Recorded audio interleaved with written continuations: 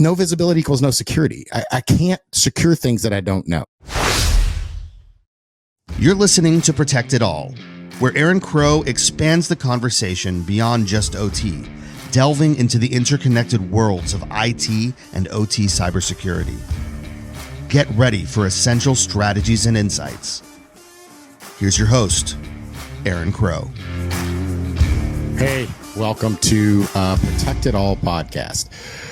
This is an interesting episode. Obviously, it's a solo episode.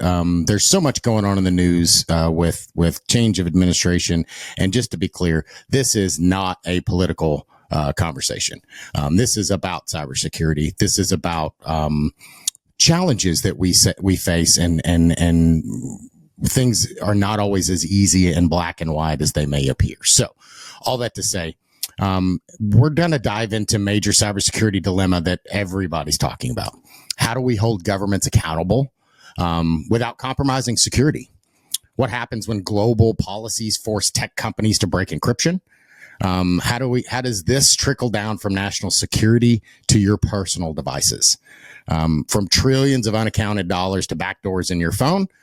This conversation is not about politics.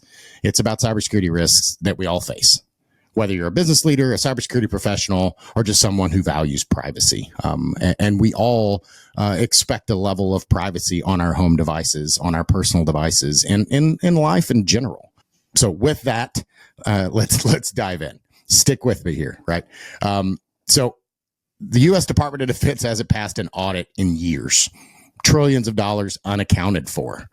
No oversight, no transparency, and yet we trust them with the most sensitive information in the world. How do we hold these massive organizations accountable when we can't even audit where the money is going? And how do we do that while keeping data secure?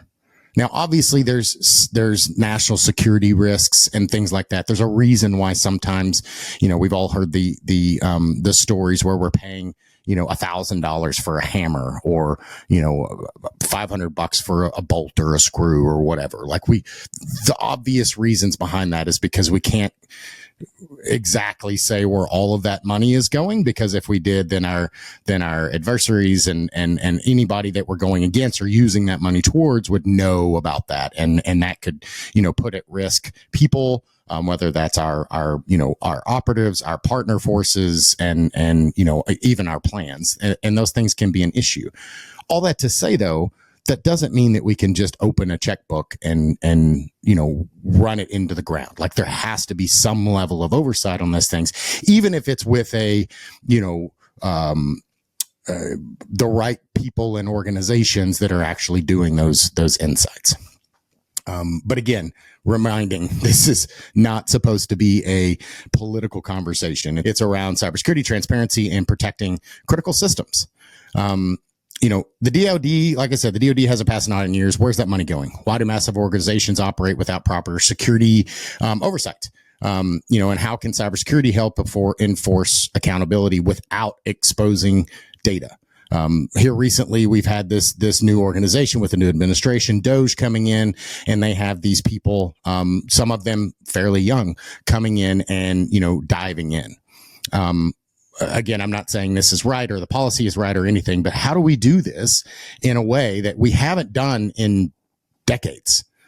We've not dove into this level of information in these organizations. But take it a step back. Again, get away from the DOJ, get away from any of that stuff. But how do we do this in a business? How do we do this?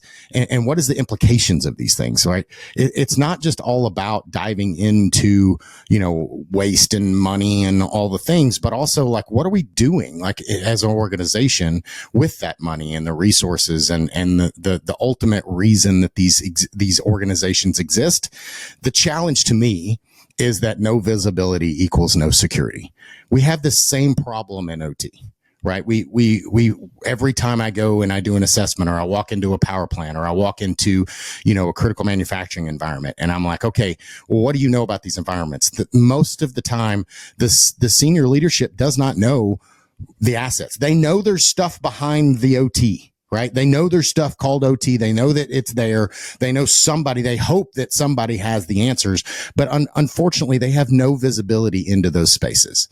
And the lack of visibility, just like in these conversations I'm talking about with the government, no visibility equals no security. I can't secure things that I don't know. Like when I walk into these environments, if I'm going to build a new OT program, if I'm going to, completely come in and do a large scale, lots of money, all the things, the first thing I have to look at is, what does good look like? I have to know what good looks like before I could ever start saying these are the things that we need to start blocking and attacking, because I don't know what good looks like. Then I may actually end up blocking something that's good, thinking that it's bad. If money and operations can't be tracked, how do we ensure proper cybersecurity spending? It's the same thing in, again, going back to critical infrastructure.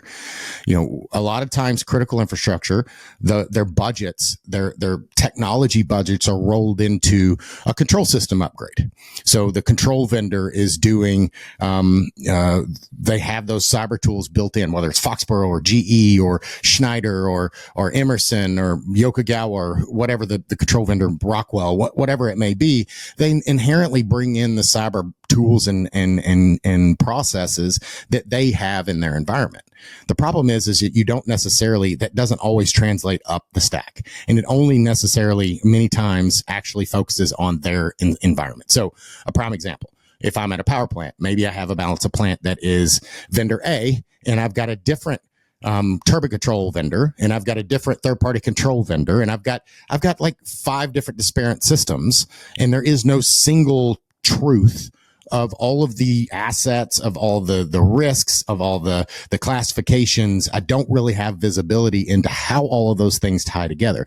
Now, as a person, there is a control engineer, there is a systems person, the plant manager may know that, but from a technology and a cybersecurity and even just a business risk perspective, there isn't a dotted line that really that helps me understand where those risks are. Right. And this is the same thing that I see from all that's in the news. And again, with the Doge stuff and with, diving into these organizations, that's the way I look at this, right? Is it's not, and again, I'm not talking about the method that they're using or any of that kind of stuff, but putting all that aside, I would love to see some transparency. And again, I'm not expecting that they are transparent with me, a U.S. citizen that has no, security clearance to understand those stuff. But somebody should have an understanding of what's going on in these organizations. Why do they exist? What is their purpose?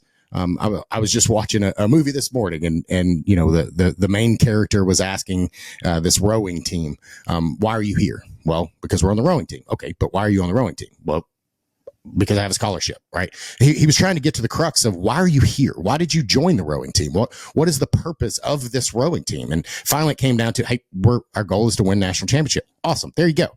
Right. And everything else is to that goal, and understanding that goal really helps us to narrow down. And when I'm looking at, is this task, does this align to the ultimate purpose?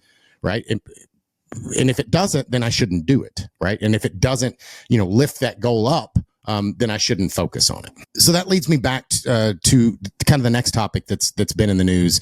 The United States has the First Amendment. First Amendment is, freedom of speech. Not all countries, very few countries actually have that First Amendment right.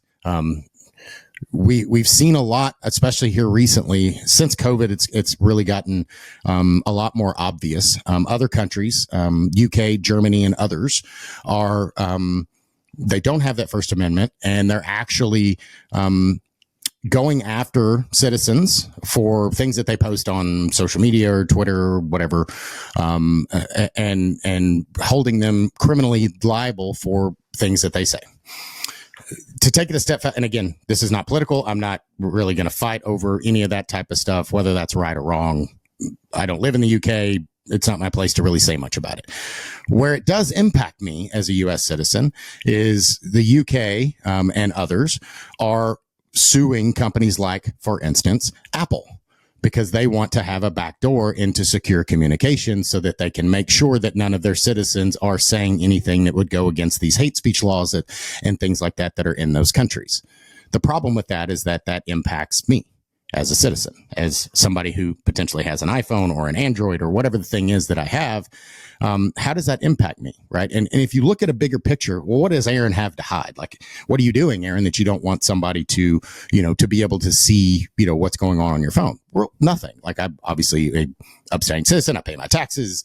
I'm not hatefully going out and talking about people or anything like that. But that's not really the point. The point is I was doing a tabletop, a number of years ago when I was an asset owner, and we had a third party organization coming in and leading it. We had the C-suite executives in there. And one of the questions in the room, and this was we were doing the OT version of it, right? And in the room, one of the questions was asked, like, who is the person who knows where all the bodies are? Who is the person that if I was a bad actor and I wanted to get one person that could have the biggest impact, knew where, how to get into all the systems, had access to all the systems, who would that person be? And I raised my hand and I said, it's probably me. And they said, well, why do you think that? And I'm like, well, I know all of the control system passwords. I have accounts on all these systems. I know how the security is set up. I know where the firewalls are set. I know the logins to the firewalls. Like, I just know all of those things because that's my job to kind of set it up. And the reason they were getting that question is, like, if I were going to kidnap someone and take their child or their wife or husband or, mother or significant other, whatever those things are, and hold a gun to their head and say, you will go break into this, or you will get me access to these environments, who has that access? And that person, I would be one of those types of people. So what am I getting to? The point I'm getting to is that, yes, I don't have anything that I'm trying to hide on my phone. Like, I don't have state secrets. I'm not trying to, overthrow a government. I'm not, secretly a bigot or talking about people in a negative way, anything that I'm really trying to hide. But what I do know is that there are things on my phone that are personal. There's a lot of personal information about my family, about, my banking. There's a lot of things on my phone that access to is not good. I don't want anyone having access to those things. It's why I do, I use password managers, and I've talked about that on these, some of the episodes, before, is, having security around your world, your home network, your personal devices don't connect to Wi-Fi, guest Wi-Fi, or any of the Wi-Fi, public Wi-Fi, like at Starbucks or at your hotel. But it really comes back to, those backdoors they don't just help the government that's looking for those things. They create a huge attack vector for hackers, because if the UK can get in, then so can bad actors, right? That door is open. It's open. Like, it's Pandora's box. You cannot close those things. Oh, yes. Okay. Well, maybe we only give the UK, but again, if there is a back door, then it can be taken care of, right? If the UK can demand Apple's encryption keys, what's stopping China, Russia, or North Korea?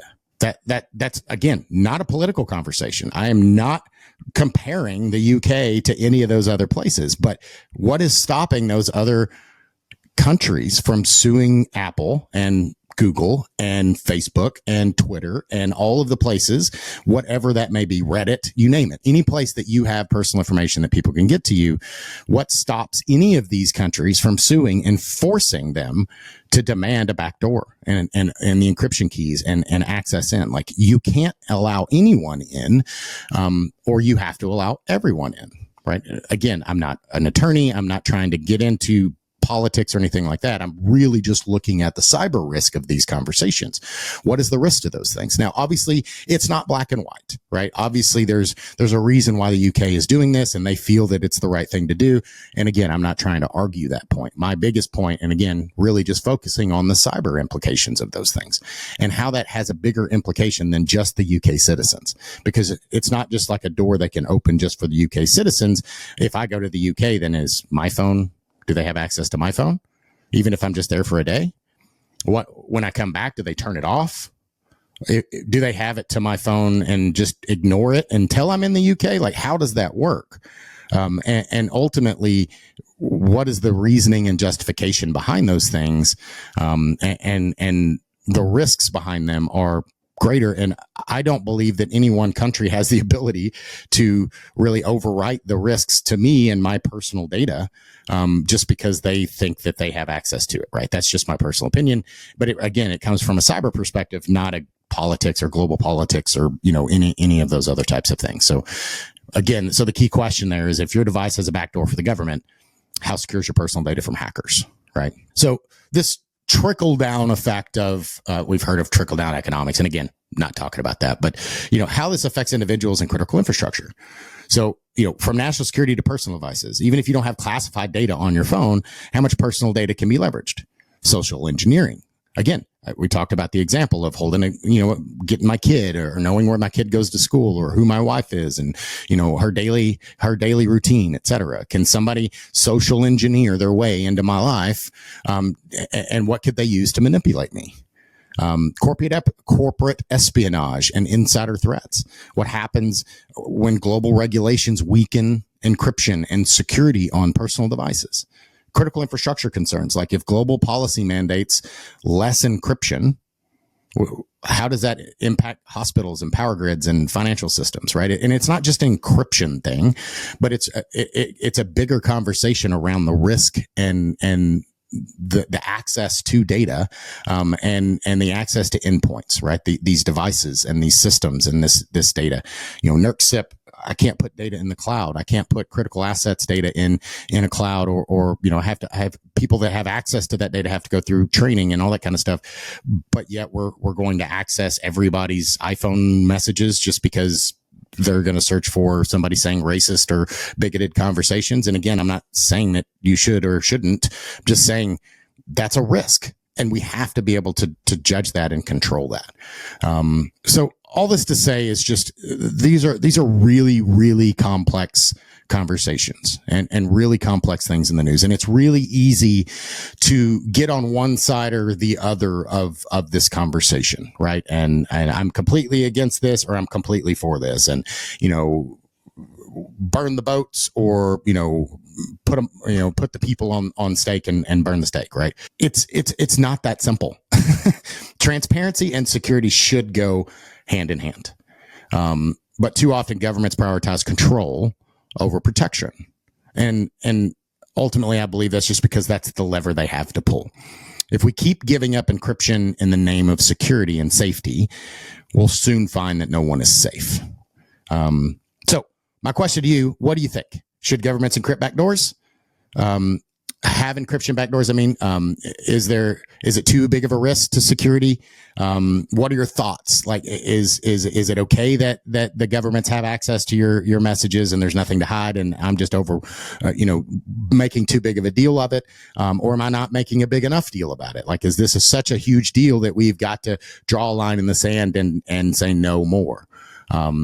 Everything from, all of this that's going on, from Chinese espionage and Microsoft Exchange attacks. There's so much in the news that's going on nowadays that we see from, bad actors and state sponsored actors that are going after our data. There's no doubt that our data is at risk and our cybersecurity is at risk. And there's also no doubt that a bad actor and an attacker, whether it's a nation state attacker or it's an individual looking, to use the data for money, financial purposes, they will come after you, right? If they find an access point, they'll come after you to get to something else, right? Well, who am I, Aaron? I have nothing. Well, okay, I don't either, right? But what can they get through me? And who can they hurt on the other side? How can they find money through me? And how can they manipulate me to get something that they do want on the other side? So that's the bigger question. So, again, not political. Please don't. All these are Aaron's questions. And just with all that's going on, it's such a hot topic. So many folks are talking about it. Really just want to get everybody's perspective. Let me know what you think. But definitely like and subscribe down here. Definitely appreciate, reach out. I'd love to have people that are more directly connected with this topic. Love to dive into this deeper and have maybe folks on both sides of the argument and have a deep dialogue around it. My ask and hope is that we as cyber professionals are able to look at this through lenses that just look at the facts and without putting the politics aside, and with the goal of protecting our assets and our data. All right. Thanks for your time. Thanks for joining us on Protect It All, where we explore the crossroads of IT and OT cybersecurity. Remember to subscribe wherever you get your podcasts to stay ahead in this ever-evolving field. Until next time.